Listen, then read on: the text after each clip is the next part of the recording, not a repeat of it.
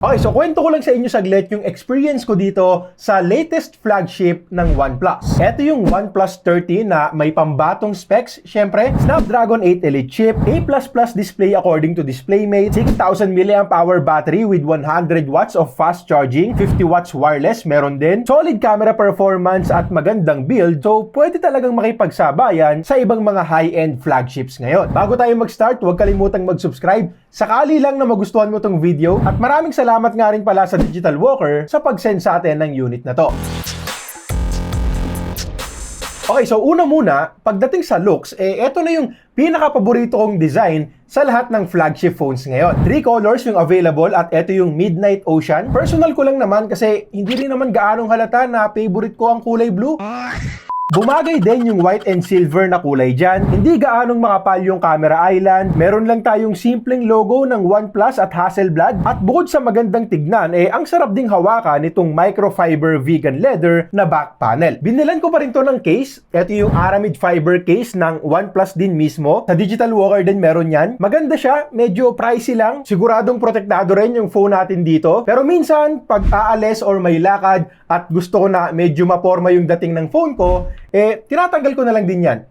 Ganda eh. Sa mismong build naman, may IP68 and IP69 rating at eto yung mataas ngayon sa mga phones. May dust protection, protektado rin pag nalubog sa tubig at pati na rin sa high pressure water jets. Naka-aluminum frames din and medyo matagal na rin akong hindi nakakagamit ng OnePlus phones. So nung nakita ko yung alert slider dito, bumalik yung mga alaala ko. Isa rin kasi yan sa mga gusto kong bagay sa mga OnePlus phones noon. However, sa ilang linggo kong paggamit nito, honestly, hindi ko siya gaanong nagamit.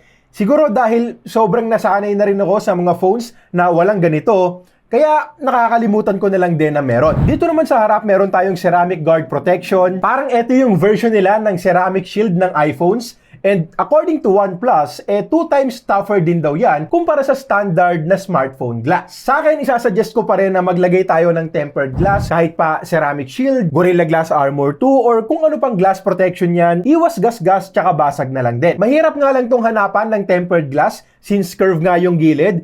So, ang nabili ko para dito ay yung Easy Film Screen Protector from Rinke na madali lang din namang i-apply. Kahit may mga bubbles nung nilagay ko, kusa din namang nawala after ng ilang oras. Tuloy na natin yung display at one of the best din to sa lahat ng mga phones ngayon. Actually, eto raw yung unang phone na naka-receive ng DisplayMate A++ rating. At sa mismong paggamit ko, nakita ko rin talaga kung bakit A++. Una muna, malaking display talaga. 6.82-inch LTPO OLED, 1440p resolution up to 120Hz. High brightness mode ay 1600 nits, tapos 4500 nits naman yung peak. Again, nabanggit ko na rin naman kanina na curve yung gilid at all sides yan. Slightly curved lang naman, so sa ilang linggong paggamit ko, wala naman akong na-experience na mistouch dito sa gilid. Punch hole for selfie cam, hindi rin naman nakasagabal sa akin. Pag nag-unlock ako sa fingerprint scanner, kaliwat kanang hinlalaki, sobrang bilis lang ding mag-unlock, no problems tayo dyan. Ultrasonic sensor na nga rin pala yan para sa mga magtatanong. And nasabi ko kanina na nagets ko yung A++ rating niya kasi magandang display talaga to sa lahat ng gagawin mo sa smartphone. Very smooth, very responsive. Pag nanonood ako ng movies, anime, TV series, ang ganda rin talaga ng kulay. Big plus din dyan, syempre, yung dual speakers na hindi rin papatalo sa ibang mga flagships. Malakas, klaro, maganda yung tunog para sa isang smartphone at hindi rin ako nabitin dyan. Balik tayo sa display. Nung nagbakasyon kami saglit, gamit ko rin to sa labas. Maliwanag na display din. And also yung haptic feedback, hindi rin nakalimutan. Malakas yung vibration, tsaka ramdam din yung pindot ko sa bawat letters kapag nagtatype ako. So ang napansin ko lang dito ay yung refresh rate sa Facebook. Kasi unang bukas ko pa lang ng Facebook app dito, napansin ko na kaagad na nasa 90Hz lang siya at hindi 120. Personally kasi gusto ko talaga na naka 120Hz yung mga social media apps ko kasi syempre scroll tayo dyan at dyan natin nasusulit yung smoothness ng 120Hz or ng high refresh rate. So sinet ko yung refresh rate settings niyan sa high at hindi naman para mag-alala kasi kahit na nakaset yan sa high, bumababa pa rin naman yan from 120 to 1Hz. So hindi naman para mabaliw sa power consumption. Tsaka, ang laki din kasi ng battery nito. Lamang kumpara sa Galaxy S25 Ultra at mamaya babalikan natin yan. Dito muna tayo sa performance and solid din. Flagship Snapdragon 8 Elite chip, hanggang 16 gigs na LPDDR5X memory at hanggang 512 gigs naman yung UFS 4.0 storage. Ang Tutu benchmark score na nakuha ko dito ay nasa 2.2 million points. Almost same score sila ng Galaxy S25 Ultra. And sa actual usage ko, no lags, no slowdowns. Swabe yung buong experience ko sa paggamit ng phone na to. Actually, na-miss ko rin ang Oxygen OS. Hindi ko na nga alam kung ano yung mga bago. Medyo nanibago ako sa totoo lang. But overall, masasabi ko na solid experience pa rin, malinis na UI pa rin, multitasking, pag-open ng mga apps, pag-switch sa iba't ibang mga apps, very smooth lang lahat. Of course, may mga AI features din tayo, circle to search, AI eraser, at marami pang pakulo. Nakatanggap na rin ako ng software updates, and by the way, 4 major Android upgrades at 6 years na security patches ang ibibigay ng OnePlus. Para sa akin, okay na rin naman yun, pero syempre, ang Samsung kasi nag-o-offer na ng 7-year security patch, 7 upgrades din sa mga flagships nila. Tapos 6 years, 6 Android upgrades din sa mid-range. So mas okay pa rin kung sasabayan ng OnePlus to. Gaming palag din. Actually maganda rin yung resulta dito. Well, wala tayong 120 FPS mode sa Mobile Legends, pero solid 90 FPS yung average dyan. Tsaka hindi rin uminit yung phone. Sa Call of Duty Mobile, parehong available yung 120 FPS sa MP and BR mode. Solid 120 FPS din yung nakuha ko on average. Hindi delay yung gyro at maganda rin yung temperature. Tapos sa Genshin Impact naman, nakakuha kami ng solid 60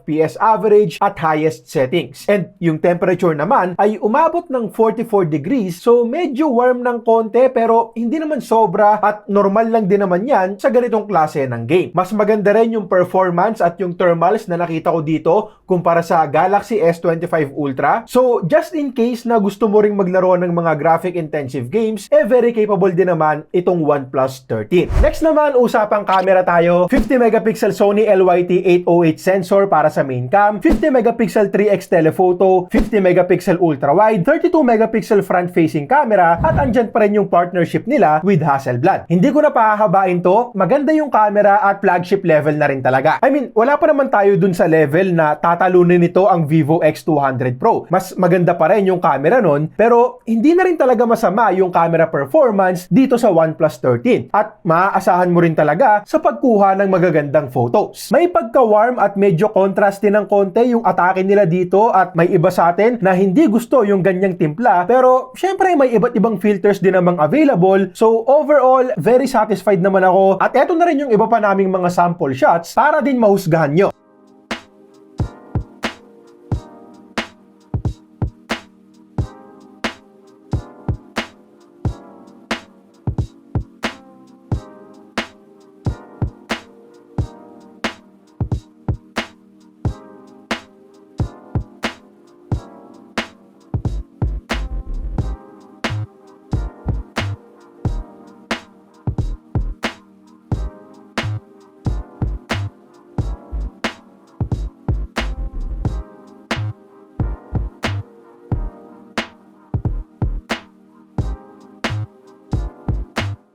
Medyo nagulat din ako sa quality ng videos dito. Hindi kasi ako gaanong nag-expect dito sa OnePlus 13, pero ang gaganda pala ng kuha. Naka 4K 60 FPS ako dyan, hindi maalog, hindi malag. Ang ganda ng kulay, tsaka panalo din sa sharpness and details. Hindi ko mamimiss ang iPhone for video recording kasi solid na rin para sa akin yung quality dito.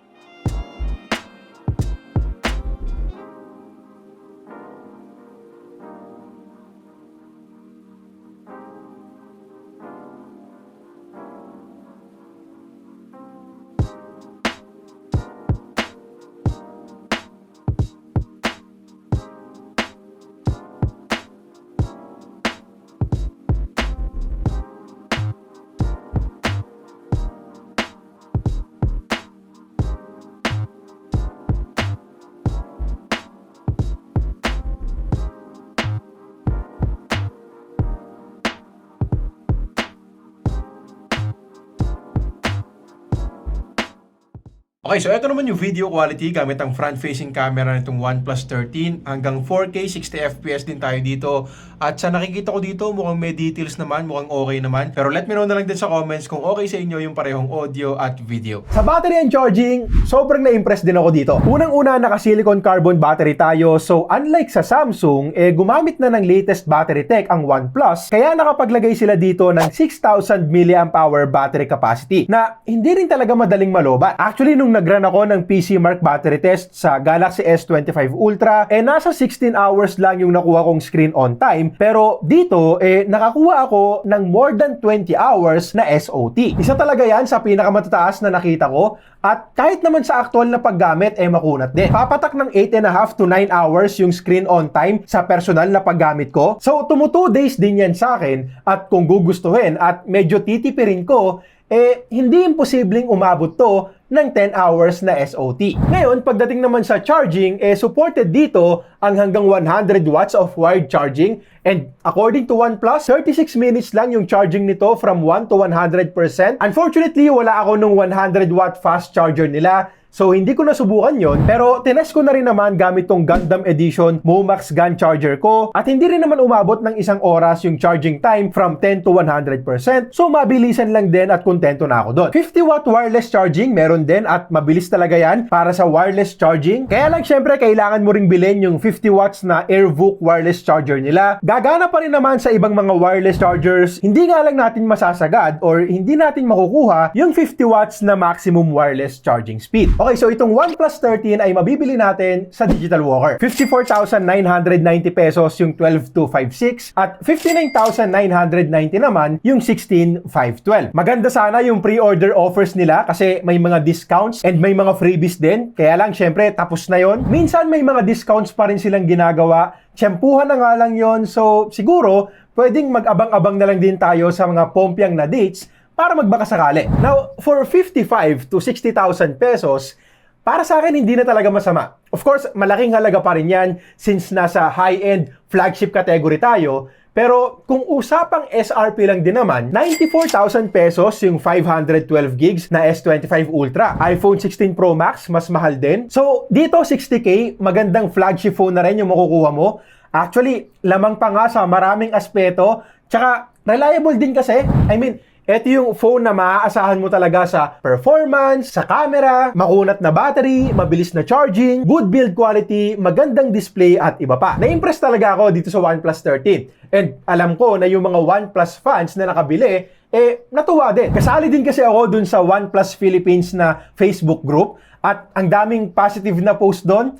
Nagustuhan din nila yung mas mababang pricing ngayon. So, siguro kung may pupunahin man ako, mas magandang selfie camera pa sana, yung number of Android upgrades, sana taasan pa at ipantay na nila sa total years of software support. And syempre, hindi rin naman natin pagtatakpan yung green line history ng OnePlus. Ang OnePlus India nag-offer ng lifetime warranty para dyan. I don't think na i-offer sa Pilipinas yung ganyang klase ng warranty. So, siguro at least alam na lang natin na mas kampante na ang OnePlus ngayon. Pero itatanong ko na lang din sa Digital Walker yung proseso nila sa ganyang mga kaso para din ma-update ko kayo sa comment section. Okay, so yun lang muna para sa ngayon. Kung nakatulong tong video, subscribe. Let me know sa comments kung anong tingin nyo dito. At para sa review ko ng Nothing Phone 3a, isang malupit at kakaibang mid-range phone din, click mo lang tong video na to.